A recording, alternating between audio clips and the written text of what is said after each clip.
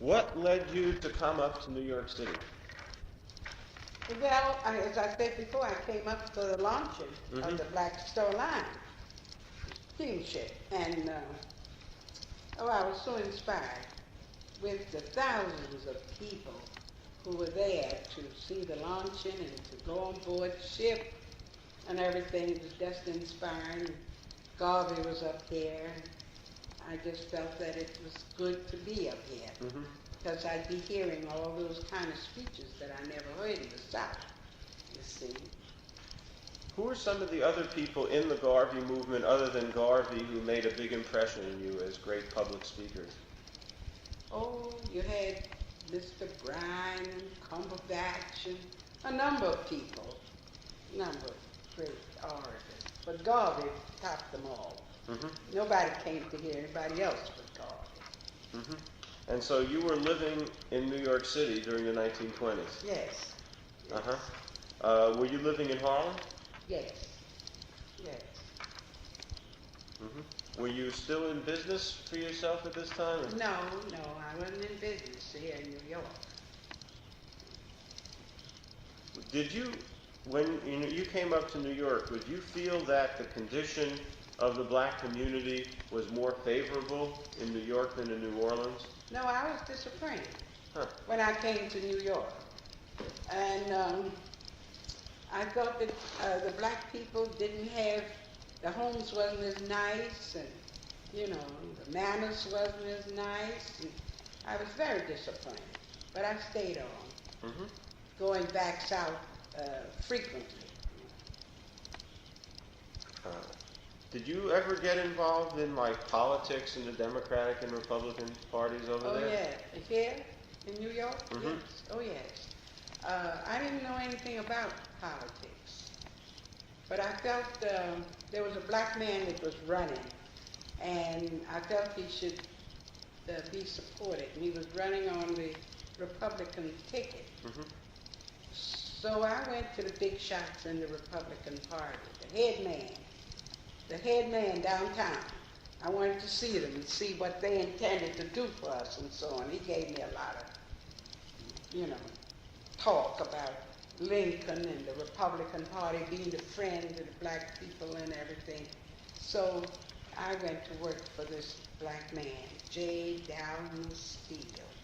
J. Dowden Steele. He was the head of the Elks. And he was a great black man. Well, anyway, he was cold black, too, beautiful black. We worked so hard that the Democrats couldn't even keep their workers on the corner. We worked so hard for J. Dowden Steele. And after the Republican Party, after the election day, the Republican Party had a victory dinner reception on Broadway. And the white women said, now when you ladies get ready to have yours, that we weren't acceptable to their victory dinner on Broadway, you know. And that struck me then. I knew I was in the wrong thing. And it was then that right during that campaign, right after the Republican campaign, that my sister Eloise came to me and told me what was happening in Harlem. I was living on the hill.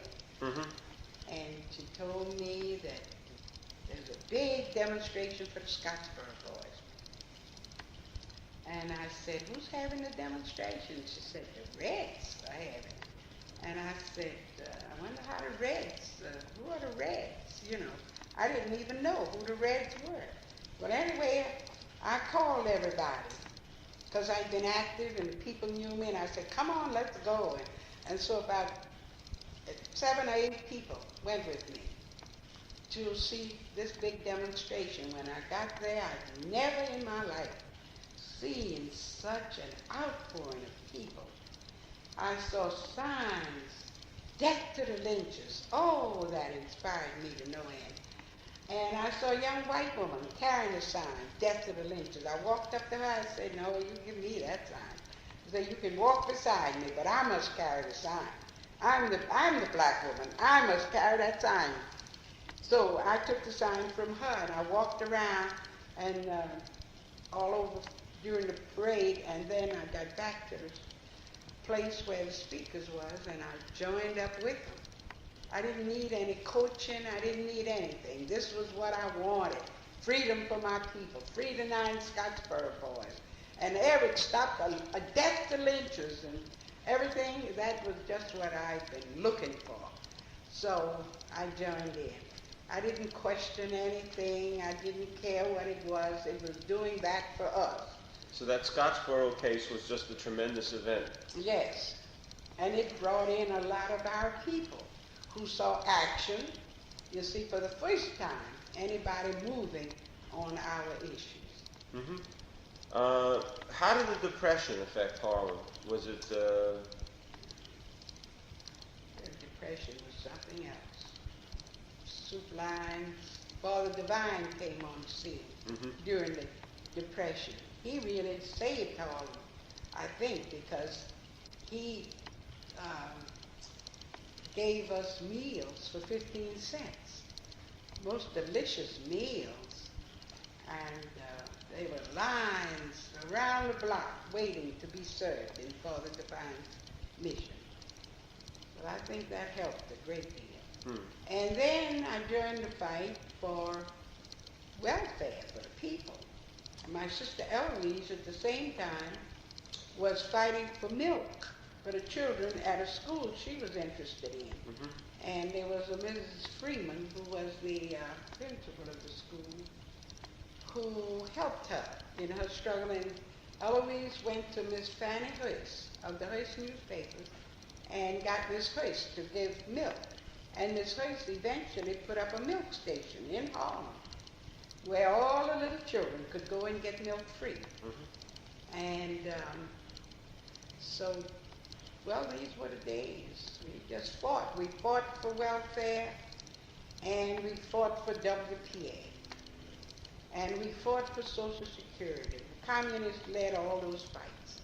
The communists led the fight for the soldiers' bonus. It led the fight for unemployment insurance. It led those fights, and of course, those were things I wanted, and I joined right in with them. Then there was the Martinville 7. There was Angelo Herndon. Right. Angelo Herndon, who was given a death sentence in Georgia for leading a big demonstration there. He was charged with sedition for bread. So we joined all of those fights for the freedom of our people. Because there are people who say that in terms of that the Depression had a devastating effect on the community in that it so many of the men were unemployed, and it increased the problems of the children and things like that. Of course, yes, indeed. That was the women couldn't get welfare if the husbands was in the house and all that kind of thing. The social workers, the whole system divided up our people, you see. When you went into the Communist Party in Harlem, was the organization dominated by whites? All whites in Harlem, all positions, everything was white. Everything, all the leading people in the coast. They had James Ford, he was the chairman of the Harlem Communist Party, but everything else was white. All the people were white. And all the other, the finance secretaries, all the money, nobody ever saw any of the money. All of the head of the literature department and the head of every important department was white. White women, just flocked in Harlem. We couldn't do a thing. We couldn't learn how to do anything for ourselves, for the whites. Because there was Abner was telling me that there was some tension surrounding the fact that black women felt that white women were coming in and trying to take the men in the party. They didn't try to take the men. The white woman took the men. They didn't try to take them. They actually took them. Of course, there was resentment on the part of the black women, and the Communist Party really never made much inroad amongst the black people. They didn't allow two blacks to meet together. Always we had to have a white in our midst. And yet they had, all national groups was broken down. They had the Italian and the Italian Party and the Italian Commission. They had the Jewish Commission, Romanian, Estonian, Latvian, Yugoslavian, every mission, the Swede, the Finns, every mission, every national group had its own commission, and the Negro Commission had whites in it. The party had a thing, a sing-song thing on that, Negro and white unite and fight, Negro and white. There had to be whites in all of our meetings. Were the black members of the party able to organize to change that? No, oh no, indeed. Everyone that tried was expelled. I think I'm about the only one in the party that resigned. They didn't expel me, I resigned. I had been Ben Davis's campaign manager. Ben Davis didn't even mention me in the book. All the wonderful work that was done. Ben didn't know two people in Harlem when he ran for the city council. He didn't know anybody in Harlem. And we brought all those people around him and really had a campaign. The Communist Party wanted to take me out of the campaign a week before the election. Wanted to send me to Brooklyn to work in Pete Caccioni's campaign. You mean they tried to prevent the blacks from organizing together? They didn't want Ben to win. They didn't want Ben to win. And I went and rented the Golden Gate and had so many people there that we had $2.75, an unheard of thing around election campaign, but I was in charge and that was the first thing I did.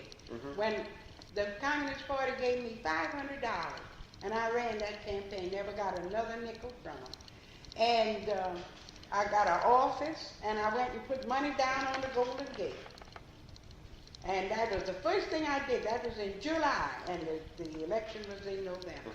And everything led up to that big affair, $2.75. They called me in. Ben called me in and said, make it 25 cents. 2 weeks before this campaign, he told me I was whipping up too much enthusiasm among the people, that I was going to demoralize the party. And we had enthusiasm was so high until we had candidates standing up saying, I know you're going to give Ben your first choice vote, but would you please give me your second? The candidates asking for second choice vote. You see, so high was our committee would go around singing all over Harlem. We had songs made up. Yes, yes, elect Ben Davis. Yes, yes, you know. And we just, oh, it was just something to behold. Nobody's ever seen a campaign like that campaign for Ben, and I was the campaign manager. And the fact that he didn't mention me showed the terror in that Communist Party. What did the terror stem from? How did they have people so intimidated? Well, first of all, you agree to the self-discipline yourself. You see, you want freedom, and you feel that here's an instrument to get it. So you subordinate self.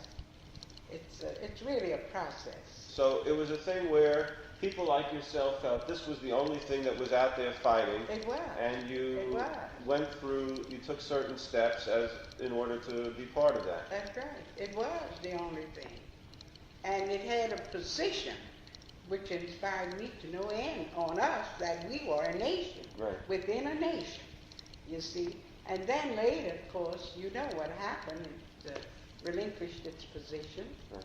On us. One of the things that I came across, and I'll get the reference for you in my files, was a fight to get rid of a racist principle. Yes. I participated in all the struggles to get rid of racist principles out of Harlem. But then I find that the problem is deeper than race. Of course, at that time, you see, for a long time I was a Negro. And I fought as a Negro. I joined the Communist Party as a Negro. Now, I had to come to the realization that a Negro was a concoction of the old slave master, a trick to get us to do ourselves in. We don't need the slave master over us any longer. We will do the job for him now better than he could do it. So that being a Negro is a condition. It's not just the name. When I realized that we were going wrong, I went to the Communist Party. I really wanted the Communist Party to discuss the thing and analyze it and let's see. But the blacks wouldn't touch it. Ben Davis and none of them would touch it. And the whites couldn't touch it because they said the blacks hadn't brought it up. And you know you go according to rank. And so those blacks on the Central Committee, if they didn't bring it up, the whites couldn't bring it up. So I kept getting bile developing in my stomach because I could see we were going wrong. Now, incidentally, you know the Communist Party calling us black.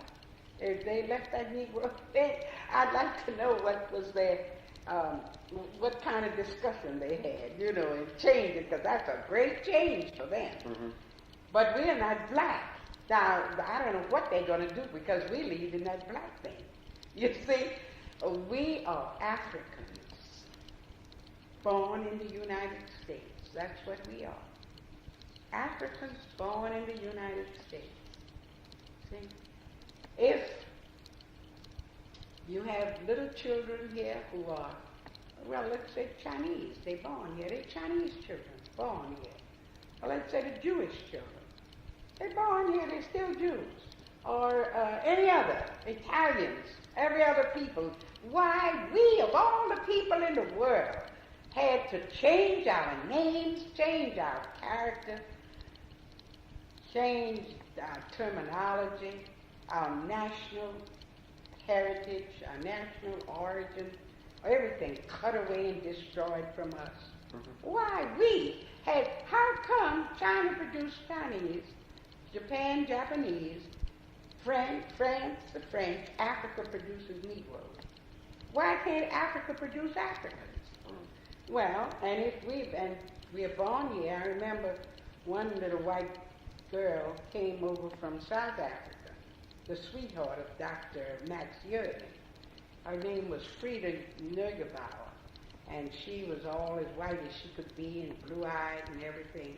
And she was making a speech talking about we Africans and I stood it as long as I could, and I stood up in the floor, and I said, how could you call yourself an African? She said, because I was born there. So I said, well, your being born there wouldn't make you an African any more than if a cat had kittens in the oven, it wouldn't make them biscuits. She was born there, so she's an African. So they have a saying over there, they're even calling our people black Africans.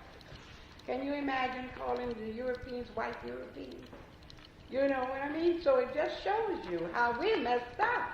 And somebody got to straighten it out. So since it's left to me, I got about my business doing it. It's interesting. Richard Moore, who was also active as a leader of the Scottsboro campaign, has a very similar outlook in terms of this whole term Negro and well, so on. we trained Richard Moore.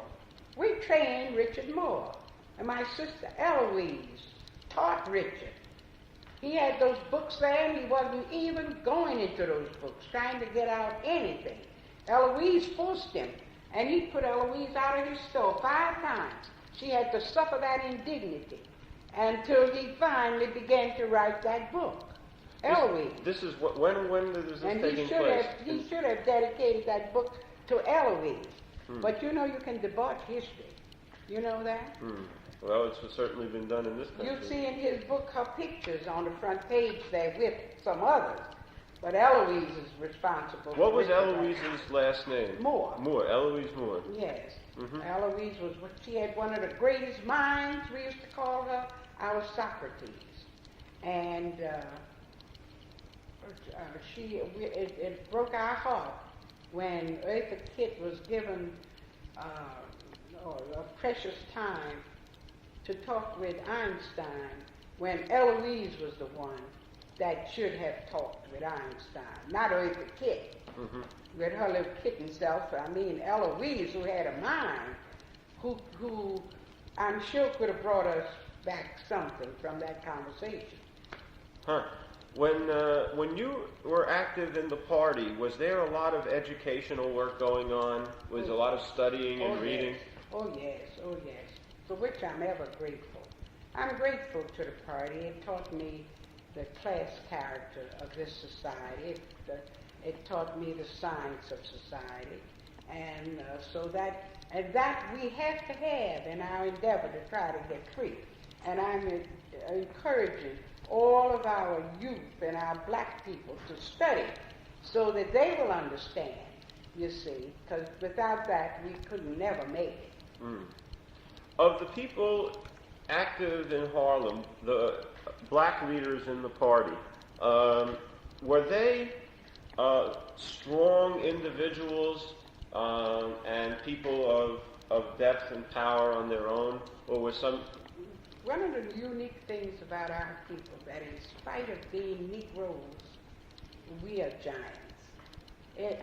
You take men like A. Philip Randolph and Du Bois and Walter White, Kelly Miller, and all of those men. They were all great men in their own way. Ben Davis and James W. Ford, all great men, Winnie Winston, but they're Negroes, and they can't make it as Negroes. They just can't make it. No, they couldn't, I should say, because most of them are dead and gone. It's interesting because sometimes you will read things and they give you the idea that the black people in the party were just yes men. And speaking to Abner Berry, a person that brilliant, I couldn't imagine him being a yes man. No, they were not yes men. They made their contribution according to the way they understood. But you see, a Negro fits in a situation. That's it. A Negro doesn't dare out to be creative. He can't be creative once he's subjected to somebody else's ideology, you see. So that's what it is. A Negro is his own destruction. He doesn't need the white man to destroy him anymore. It's a bad condition to be in, a very bad condition. What were the schools in Harlem like during the 30s, during those fights that you were involved in? Oh, they were terrible. The white teachers used to call our children niggers in the classroom. Yes, they did. The white teachers used to fling books across the room and have the blood gushing from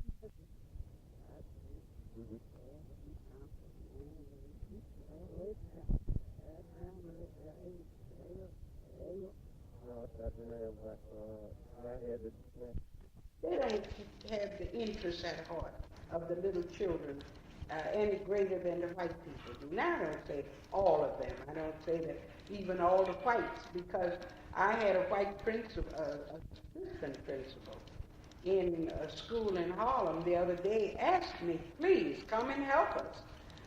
He's paid now, and I'm not on anybody's salary, and come and help them to get the children. He said it's so disheartening to see our children come into school in first grade, all bright-eyed, eager, hungry to learn, and go out drooping in sixth grade. That's his own school. So this is the condition. What about the tenant struggle that was waged during the 30s? Oh yes, those were great struggles, putting the furniture back in the houses after the landlord put the people out, sick people and everything. People couldn't pay their rents. Those were terrible days. And on Sugar Hill, where everybody thought they were better than everybody else, I organized Sugar Hill. The first strikes we had, I organized them. And 555 Edgecombe, 672, St. Nicholas, all those big houses up there, 49, we organized those houses. So it was quite something, and I was organizing the houses when I joined the Communist Party. I was right in the process of organizing the houses. When I joined the Communist Party, though, I didn't know, I sat there for a year almost before I understood what they were talking about. They were talking about the Mannerheim line, the little entente, things, you know, like that. Hitler's occupation of, well, the Dayton land, and all of those kind of things. And then, of course, by the time Hitler's occupation of the Rhineland, I began to understand then what was happening, you see. Do you remember when Mussolini invaded Ethiopia, the big demonstrations? Yes, I was participating in organizing. Many of our people wanted to go, volunteered to go. The United States government said, if you go, you'll lose your citizenship. What citizenship? We would ask, what citizenship? But we collected bandages and sheets, old sheets, and tore them up. And the nurses in Harlem Hospital they sterilized them. We collected medicines and so on and sent. And we had to fight to get nurses in Harlem Hospital. We had to fight for decent treatment. Every day, there was struggle. Every day. We had to fight to get nurses in Bellevue. We had to fight to get black doctors in Harlem Hospital. It was something. Even to put clean sheets on the receiving table, we had to fight for that. They were dirty, bloody sheets, and they didn't mind putting you right on somebody else's blood. Other than yourself, were there strong black women in the party? Always. There was always many beautiful black women. But most of them would come and go because they were so disgusted on account of their black men, you know. Do you remember Benita Williams? Oh, Benita was my heart. She was so darling, so sincere. She was, like we all did, round the clock, night and day. No time, no Sundays, no holidays, no such thing as that. Yes, indeed. And how did you know about Benita? Oh, reading. Abner told me about her, and reading about the League of Struggle for Negro Rights. The League of Struggle for Negro Rights. That's right. And they had housewives on strike against the meat prices. Oh yes, we organized against the high meat prices. We used to go into the markets and take the bundles of meat from the women and say, what did you pay for this? And we put it on the scale. Make the butcher give her back her extra money. Many times we closed up the butchers. We closed them up. They used to put their hands on the scale to weigh the meat. And they used to put stones in the scale. I guess they still do. Yeah. And they used to have rotten meat. You could smell it. Rotten fish. You could smell it out on the sidewalk. You could smell it. We closed them up. We closed up the theaters on the avenue. I led many of those fights. Closed up the theaters for having smutty jokes against us and so on. There's a lot of things I could tell you, but I have to write my own book. Right. Well, you do have to write the book because... that's right. There should be people. I know. There was also the fights to open up jobs on 125th Street. Well, now that was a big thing. Admiral Berry and myself was appointed to go and meet with Adam Powell to ask him. We were appointed by the Communist Party to ask him would he leave the job camp there. And he said he was so busy. And we assured him that if he just said yes, that's all, because we do all the work. And he did say yes. And then we went and got another great minister to be co-chairman with him, Reverend William Lloyd Hines. And we organized that job campaign. And Adam, of course, came through Judas. We picketed the World Fair, and I was captain of the World Fair picket line, where we picketed round the clock, all day and all night. We got jobs on the buses. We had a lot of meetings with Mike Quill, right. And we organized with the union, because the Communist Party played a role. You see, I don't want to negate what the communists did, because I'll tell you, without the help of the Communist Party at that time.